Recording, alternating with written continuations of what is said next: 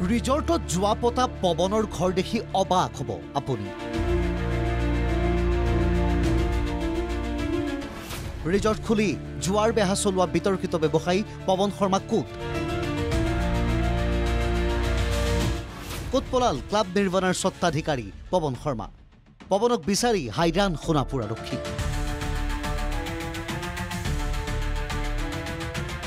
যোৱা 15 জুলাইত সোণাপুৰৰ এইখন বিলাসী ক্লাব নিৰ্বাণা ৰিজৰ্টত অভিযান চলাইছিল মহানগৰ আৰক্ষীয়ে।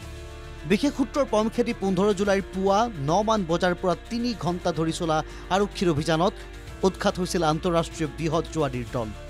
আৰক্ষীয়ে গ্ৰেপ্তাৰ কৰিছিল মিজোৰামৰ পৰা সোণাপুৰৰ ক্লাব নিৰ্বাণাত জুৱা খেলিবলৈ অহা জুৱাৰীসহ নিৰ্বাণৰ মেনেজাৰ দীপক শইকীয়া, পৱন শৰ্মাৰ সহযোগী জ্যোতি শৰ্মা আৰু অভিষেক শৰ্মাক। আৰক্ষীয়ে অভিযানত ৰিজৰ্টখনৰ পৰা উদ্ধাৰ কৰিছিল জুৱাত ব্যৱহৃত তাজপাত, কেচিনো কাৰ্ড, বিলাতী খুৰা, কেলকুলেটৰ, সোৱাইপ মেচিন, নগদ ধনসহ বিভিন্ন সামগ্ৰী।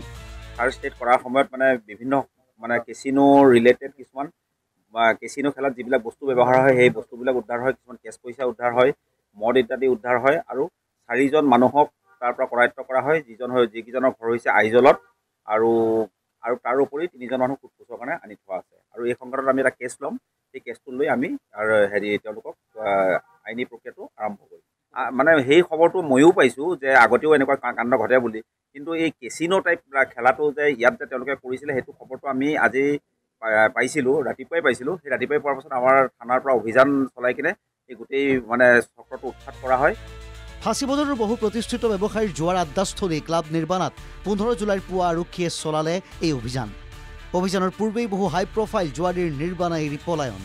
হাই প্ৰফাইল জুৱাৰীৰ সৈতে পলায়ন কৰিলে ক্লাব নিৰ্বাণৰ স্বত্বাধিকাৰী বিতৰ্কিত ব্যৱসায়ী পৱন শৰ্মাই। বহু অভিযোগ আছে পৱন শৰ্মাৰ বিৰুদ্ধে। ব্যৱসায় জগতত আছে বহু ক'লা অধ্যায়। লোহা চুৰি কৰি বিশাল সম্পত্তিৰ গৰাকী হেনো পৱন শৰ্মা। খাৰঘুলিস্থিত এইটো ৰাজ অট্টালিকা সদৃশ হোৱাইট হাউচ। জলাশয়ৰ মাটি বেদখল কৰি হেনো পৱনে সাজি উলিয়াইছে এইটো ৰাজ অট্টালিকা। কেৱল ইমানেই নহয়, বেলতলাত পৱন কাটা নামৰ কয়লাৰ ডেম খুলি কয়লাৰ বৃহৎ চিণ্ডিকেট চলোৱাৰ অভিযোগ আছে এইজন বিতৰ্কিত পৱন শৰ্মাৰ বিৰুদ্ধে। পূৰ্বে পৱন শৰ্মাৰ মালিকানাধীন এইখন বিলাসী ৰিজৰ্ট ক্লাব নিৰ্বাণাত আৰক্ষীয়ে চলাইছিল অভিযান। অভিযোগ একেটাই, ক্লাব নিৰ্বাণাত জুৱাৰ বেহা চলে। আন্তঃৰাষ্ট্ৰীয় জুৱা, IPL জুৱা এই সকলোবোৰ চলে। কিন্তু বাৰে বাৰে সাৰি যায় শীৰ্ষ আমোলা বিষয়াৰ আশীষ পুষ্ট স্বত্বাধিকাৰী তথা ব্যৱসায়ী পৱন শৰ্মা। এইবাৰো পলাতক পৱন। ক'ত কেনেকৈ আত্মগোপন কৰিছে পৱন শৰ্মাই? পৱনৰ চাহটোকে বিচাৰি নোপোৱা আৰক্ষীয়ে পলুৱাই পঠিয়ালে নেকি বিতৰ্কিত পৱন শৰ্মাক?